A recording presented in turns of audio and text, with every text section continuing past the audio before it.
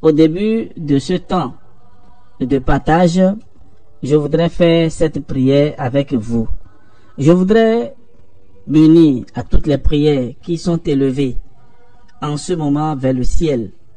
Et je voudrais prendre un cas particulier.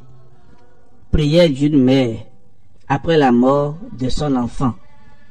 Combien de nos parents et surtout nos mamans pleurent le départ de leurs enfants. Et je voudrais en ce moment même soulager tous ces cœurs qui pleurent et leur dire, vous n'êtes pas seuls. Faisons ensemble cette prière. Au nom du Père et du Fils et du Saint-Esprit. Amen. Vierge Sainte, Mère des douleurs, j'unis ma souffrance à la vôtre.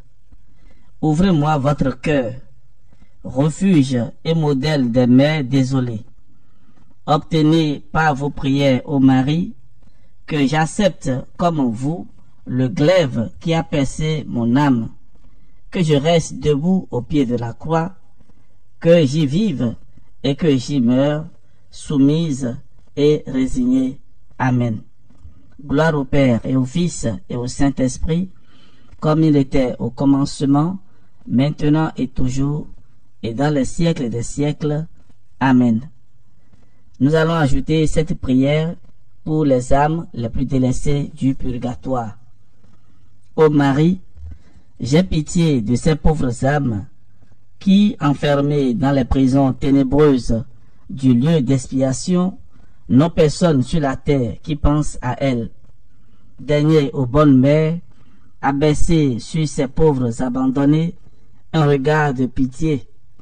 Inspirez à beaucoup de chrétiens charitables la pensée de prier pour elles et cherchez dans votre cœur de mère les moyens de leur venir puissamment en aide dans l'abandon complet où elles se trouvent.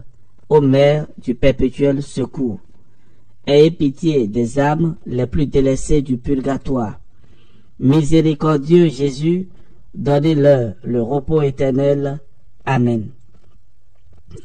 Alors frères et sœurs, nous ne pouvons que bénir le Seigneur pour ce jour qu'il a fait, qui nous permet donc de voir la fin de ce beau mois, le mois d'octobre. Alors pour notre méditation qui est aussi en même temps une orientation pour le mois de novembre, je voudrais parler aujourd'hui des moyens, comment nous pouvons soulager les âmes au purgatoire. Que devons-nous faire et tous les jours, et spécialement pendant ce mois de novembre. Et il me revient de vous donner ces indications parce que vous êtes très nombreux à poser des questions. Comment allons-nous vivre le mois de novembre? Et ou bien, et quel saint et nous célébrons le mois de novembre? Ou quelle dévotion avons-nous pour le mois de novembre? Alors, dans l'Église catholique, le mois de novembre est dédié à la prière pour les défunts. Et on dit aussi, c'est le mois de prière pour les âmes du purgatoire. Donc les âmes qui sont au purgatoire ont besoin de nous. Les âmes de nos fidèles trépassés au purgatoire ont besoin de nous. Pourquoi? Parce que par nos prières, nous pouvons demander miséricorde au Seigneur qui, dans sa miséricorde, dans son amour et dans sa justice, peut accepter nos prières et faire entrer l'âme défunte au paradis. Le Seigneur peut accepter aussi de soulager ces âmes-là en diminuant les années de purification, ou bien même, bon, je dirais le temps de purification. Ici, nous ne pouvons pas parler d'années, parce que dans l'éternité, il n'y a pas un avant et un après, c'est-à-dire il n'y a pas question de temps. Là-bas, c'est l'éternité. Mais au purgatoire, il y a le temps, donc le temps de Dieu. C'est pas notre temps à nous, parce que les âmes ne peuvent pas vous exprimer ce qu'ils ressentent. Et selon les témoignages des âmes au purgatoire apparus à de saintes âmes, et on est même étonné de savoir que une âme qui va au purgatoire et qui apparaît à une âme privilégiée et peut-être quelques heures après, pense qu'elle a déjà fait des années. Or là-bas, c'est le temps de Dieu. Alors, qu'est-ce que nous pouvons faire pendant ce mois de novembre? C'est la question à laquelle je voudrais tenter de répondre. Alors, les moyens pour soulager les âmes du purgatoire. Et il y en a beaucoup. Je vais les citer. Et vous allez essayer de comprendre et de choisir ce que vous pouvez faire. Et c'est vrai que tout au long de ce mois, avec les méditations que je vous propose chaque matin, vous allez retrouver ce que je vais dire là-dedans. C'est-à-dire quels sont les moyens pour soulager les âmes au purgatoire. Ça fait partie des thèmes abordés pour nos méditations matinales. Alors, il y a d'abord la prière. Donc, la prière est très importante pour les âmes du purgatoire. Et pendant ce mois de novembre, qui est un mois privilégié, je voudrais que vous trouviez le temps de prier.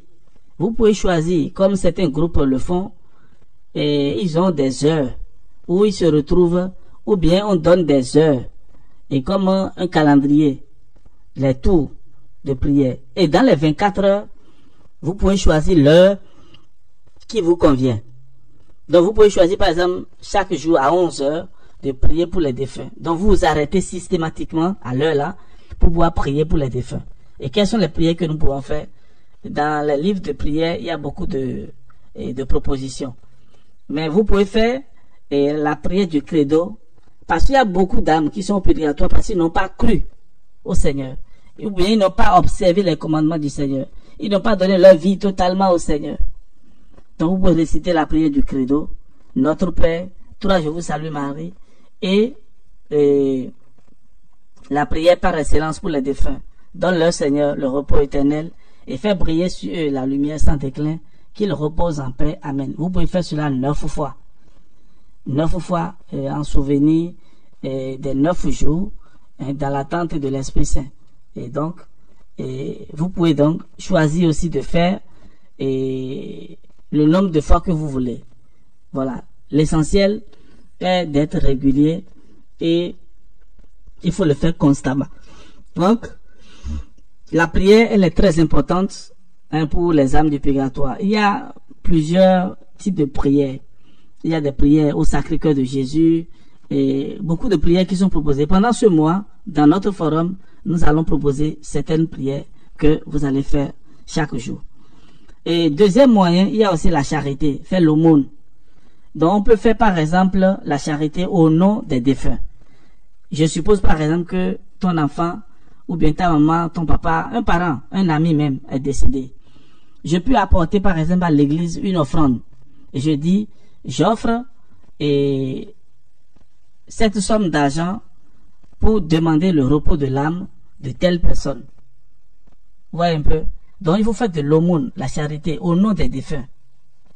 Et c'est parfois un peu ridicule, et toutes mes excuses, si que cela ne blesse pas quelqu'un, c'est parfois un peu ridicule de voir les chrétiens, et lorsque le mois de novembre arrive, et qu'on fixe les intentions de messe à 500 francs, c'est en ce moment qu'ils commencent à courir de gauche à droite pour aller demander des messes pour les défunts.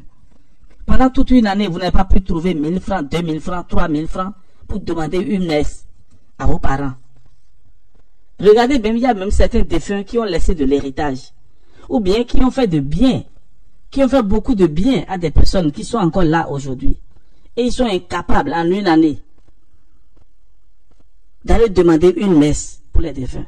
Et c'est lorsque l'église, sur certaines paroisses, diminue les honoraires de messe pour permettre à tout le monde de demander des messes, c'est en ce moment qu'on court. Et vous allez voir des listes sur des listes. Non, frères et sœurs, c'est ridicule. Si c'est comme ça que vous voulez soulager l'âme de vos parents, de vos amis, je pense que nous ne faisons rien. Il vaut mieux vraiment faire un retour en arrière. Il faut faire un retour et mieux penser pour mieux faire. Et c'est vraiment ridicule. Je répète encore en demandant toutes mes excuses. C'est vraiment ridicule. Si cela vous choque, changez de comportement. Changez vraiment de comportement. Que cela ne soit pas au moment où on fixe l'honoraire de messe à 500 francs que l'on court pour aller se rappeler de nos défunts. Alors, donc, la charité, il faut faire de l'aumône, donner quelque chose. Et il y a par exemple un monsieur, et il avait perdu son fils, et il s'est levé un jour. Son fils travaillait déjà, il avait laissé un peu d'argent dans son compte bancaire. Alors, lorsque ils ont fini les formalités après l'enterrement de son fils, le monsieur est allé dans son compte et il a vu que l'enfant avait laissé beaucoup d'argent. Qu'est-ce qu'il a fait? Il a pris, il a donné une partie à un orphelinat et la grande partie, il y avait une église en construction. Il est parti donner cette somme, je dirais importante, cette importante somme d'argent pour la construction de l'église. Il dit, il le fait pour et en mémoire de son fils. Il y a aussi un monsieur qui a fait construire aussi un sanctuaire. Il a donné une bonne participation, près de 3/4, pour la mémoire de sa femme. Vous voyez, ce sont de petits gestes que l'on fait, et chaque fois que des messes seront célébrées dans ces églises, et les prières montent en récompense pour l'âme de ces personnes-là. Au lieu de rester là, à attendre que l'on fisse l'honoraire des messes à 500 francs ou à 1000 francs et on court. Nos frères et sœurs, décidez, vous faites un sacrifice. C'est ça qu'on appelle même aumône, sacrifice. Il faut faire ce sacrifice-là et aller donner quelque chose pour demander des messes pour les fidèles. Donc, la charité. Il y a aussi la communion. Ça, c'est le troisième moyen pour soulager les âmes au purgatoire. Il y a la communion. Donc, on peut communier pour demander le soulagement des âmes du purgatoire. Donc, quand vous allez à la messe, avant de recevoir la communion, dites à Jésus, je viens communier à ton corps et à ton sang, à mes divinités, pour le repos de l'âme de... Voilà. Et pourquoi tu le fais?